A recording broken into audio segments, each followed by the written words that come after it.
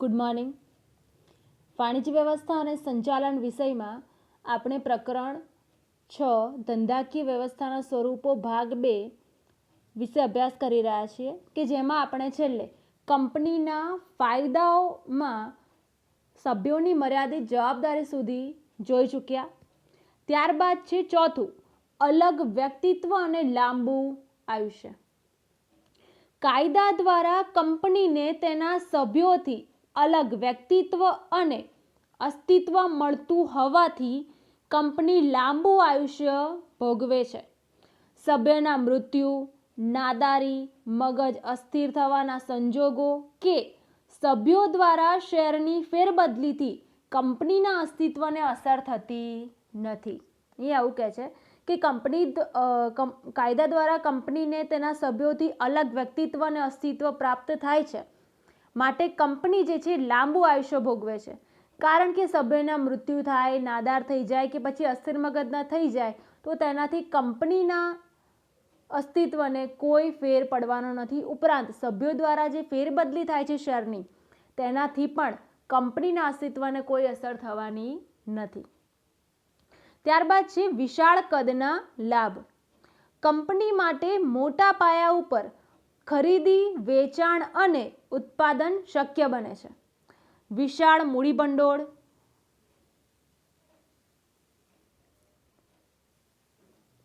આધુનિક યંત્રો, નિષ્ણાતોની સેવા, સંશોધન વગેરેને કારણે ઓછા ખર્ચે મોટા પાયા પર ઉત્પાદનના લાભ મેળવે છે.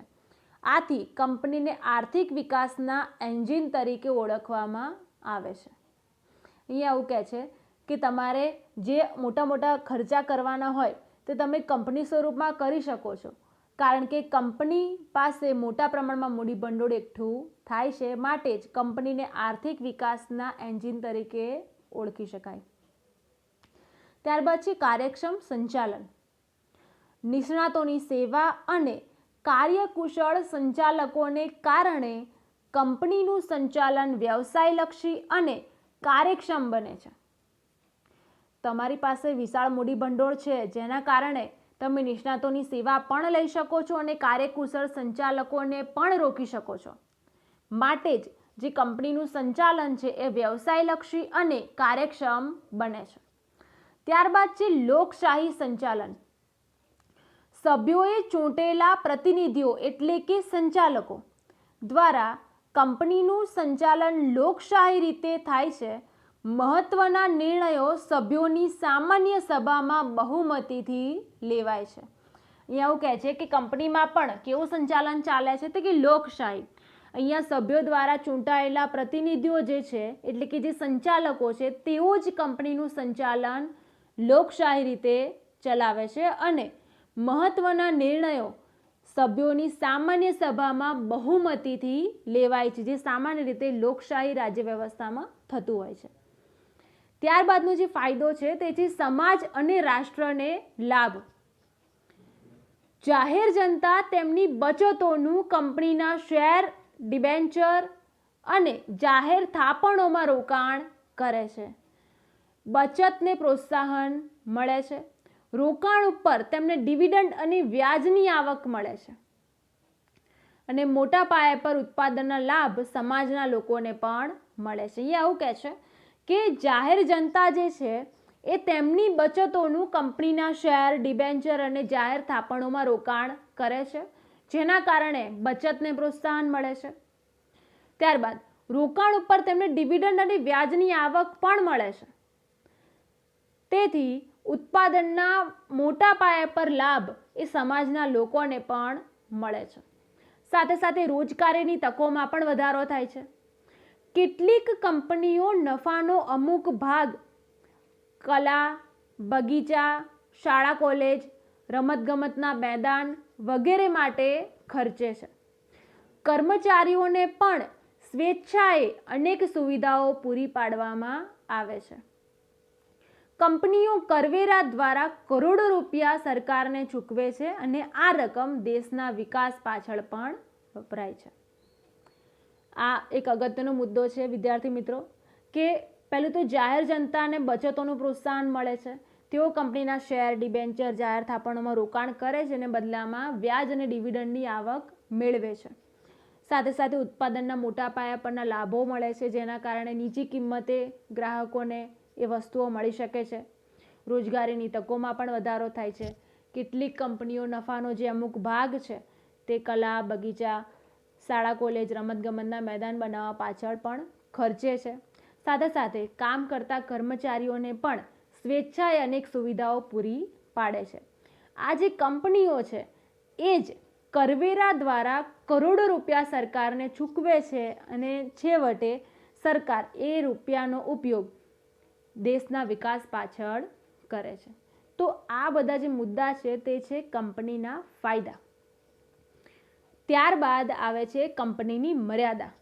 એમાં પહેલી મર્યાદા છે લાંબી અને ખર્ચાળ સ્થાપના વિધિ.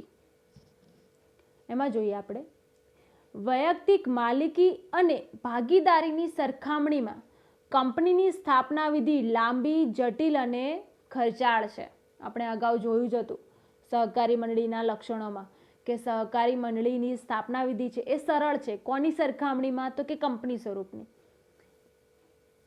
જેમ વૈયક્તિક માલિકી છે, ભાગીદારી પેઢી છે, તેની જે સ્થાપના વિધિ છે ખૂબ સરળ છે, પરંતુ કંપનીની સ્થાપના વિધિ એ લાંબી તો છે, સાથે સાથે જટિલ અને ખર્ચાળ પણ છે. કંપનીએ તેની નોંધણીનું પ્રમાણપત્ર મેળવવા માટે આવેદનપત્ર, નિયમનપત્ર જેવા દસ્તાવેજો તૈયાર કરી કંપનીના રજિસ્ટ્રાર સમક્ષ રજૂ કરવા પડે છે. આ માટે તેમણે નિષ્ણાતોની સેવા લેવી પડે છે. નિષ્ણાતોને તેમની સેવા માટે વધુ ફી ઉપરાંત કંપનીના રજિસ્ટ્રારને નોંધણી માટેની ફી પણ ચૂકવવી પડે છે. અહીંયા એવું કહે છે કે તમારે કંપની સ્વરૂપની સ્થાપના કરવી હોય તો તમારે કંપનીની નોંધણી કરાવવી પડે અને નોંધણી કરાવવા માટે તમારે આવેદનપત્ર, નિયમનપત્ર જેવા દસ્તાવેજો તૈયાર કરવા પડે. હવે આ જે દસ્તાવેજો છે સામાન્ય વ્યક્તિ તૈયાર કરી શકે નહીં, માટે તમારે નિષ્ણાતોની સેવા લેવી પડશે. નિષ્ણાતોની સેવા લો તો બદલામાં એમને તમારે વળતર આપવું પડશે. સાથે સાથે તમે નોંધણી કરાવવા જાઓ છો કંપની રજિસ્ટ્રાર સમક્ષ ત્યારે તમારે નોંધણી ફી પણ ચૂકવવાની આવે છે. તો આ રીતે જોઈએ તો કંપનીની જે સ્થાપના વિધિ છે એ લાંબી છે, જટિલ છે અને ખર્ચાળ પણ છે. ત્યારબાદ ધારાકીય નિયંત્રણો. કંપની કાયદા દ્વારા અસ્તિત્વમાં આવે છે. કંપનીએ તેની હયાતી દરમિયાન કાયદાની જોગવાઈઓનું પાલન કરવું પડે છે. નિયમિત સમયે પત્રકો, અહેવાલો, હિસાબો કંપની રજિસ્ટ્રારને મોકલવા પડે છે. સેબીની કેટલીક જોગવાઈઓનું પણ પાલન કરવું પડે છે. અહીંયા એવું કહે છે કે કંપની જે છે કાયદા દ્વારા અસ્તિત્વમાં આવે છે ને કંપનીએ તેની હયાતી દરમિયાન કાયદાની તમામ જોગવાઈઓનું પાલન કરવાનું રહેશે. કેવી રીતે? તો કે નિયમિત સમયે તેણે પત્રકો, અહેવાલો અને હિસાબો કંપની રજિસ્ટ્રારને મોકલવા પડશે. સાથે સાથે સેબી એટલે કે securities and exchange board of ઇન્ડિયાની પણ કેટલીક જોગવાઈઓનું પાલન કરવાનું રહેશે. એટલે કે કંપની સ્વરૂપ ઉપર ધારાકીય નિયંત્રણો એ સૌથી વધુ જોવા મળશે. ત્યારબાદ છે વહીવટી ખર્ચમાં વધારો. નિષ્ણાતોની ઊંચી ફી, વિશિષ્ટ અધિકારીઓને આકર્ષક પગાર, સંશોધનો પાછળ ખર્ચ વગેરેથી કંપનીનો વહીવટી ખર્ચ વધે છે. અહીંયા એવું કહે છે કે કંપની સ્વરૂપમાં વહીવટી ખર્ચમાં વધારો થાય છે.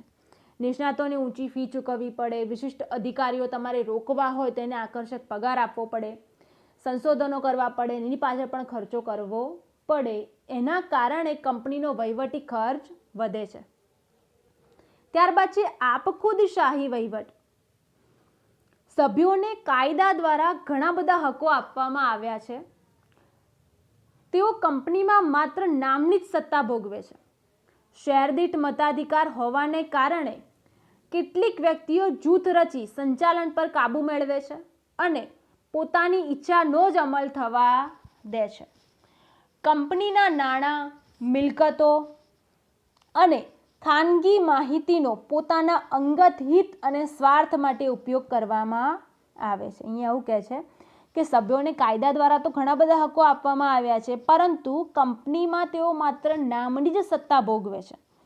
શેર દીઠ મતાધિકાર હોવાને કારણે કેટલીક વ્યક્તિઓ જૂથ બનાવે છે, જેમની પાસે વધારે શેર હોય તે વ્યક્તિઓ જૂથ બનાવે છે અને આવું જૂથ સંચાલન ઉપર કાબૂ મેળવે છે અને પોતાની ઈચ્છાનું જ થવા દે છે. કંપનીના નાણાં હોય, મિલકતો હોય કે ખાનગી માહિતી હોય, તેનો પોતાના અંગત હિત અને સ્વાર્થ માટે તેઓ ઉપયોગ કરે છે, જેના કારણે આપખુદશાહી વહીવટ અહીંયા જોવા મળે છે. ત્યારબાદ છે રહસ્યોની જાળવણીમાં મુશ્કેલી. કંપનીએ તેના વાર્ષિક હિસાબો ફરજિયાત ઓડિટ કરાવી સભ્યોને તથા કંપની રજિસ્ટ્રારને મોકલવા પડે છે. કાયદા અનુસાર બીજી કેટલીક બાબતો જેવી કે ડિબેન્ચર પરત, બોનસ શેરને લગતી બાબતો પ્રસિદ્ધ કરવી પડે છે. આથી રહસ્યની જાળવણી અહીંયા મુશ્કેલ બને છે.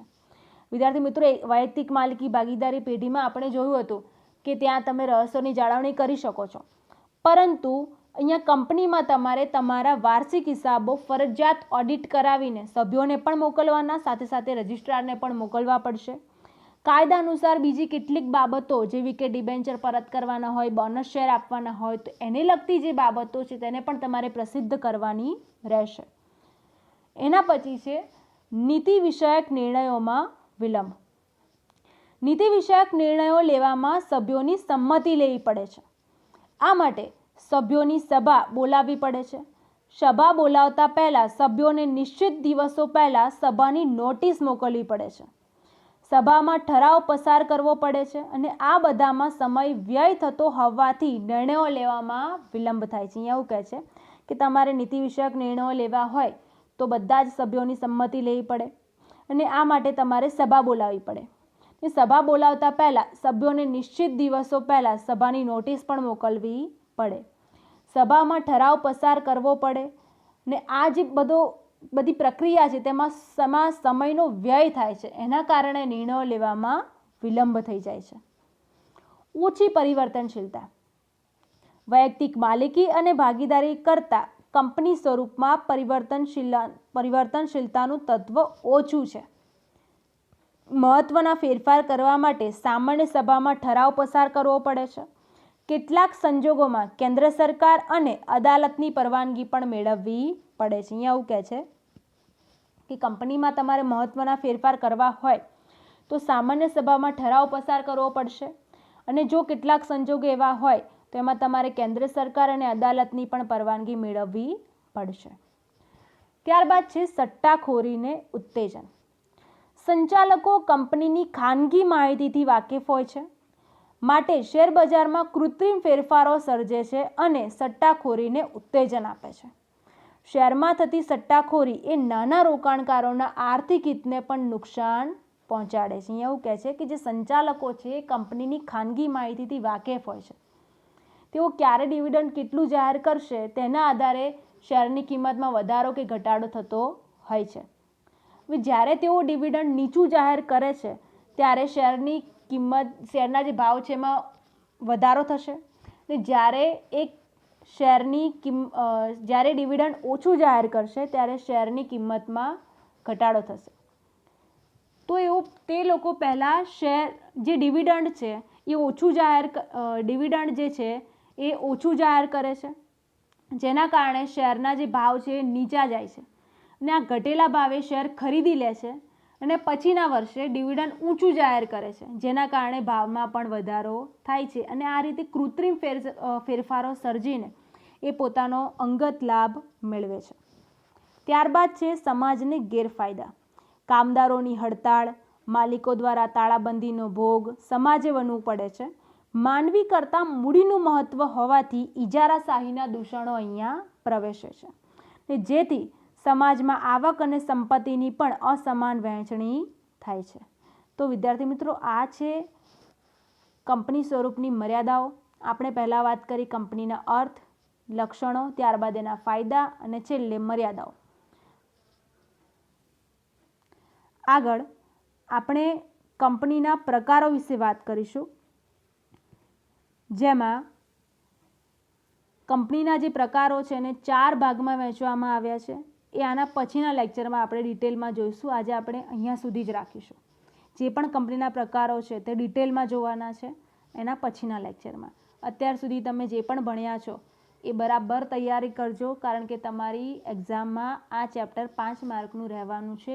દરેક સવાલ 5 માર્કનો છે અને IMP છે તમારા માટે. તો એ પ્રમાણે તૈયારી કરજો અને વાંચજો.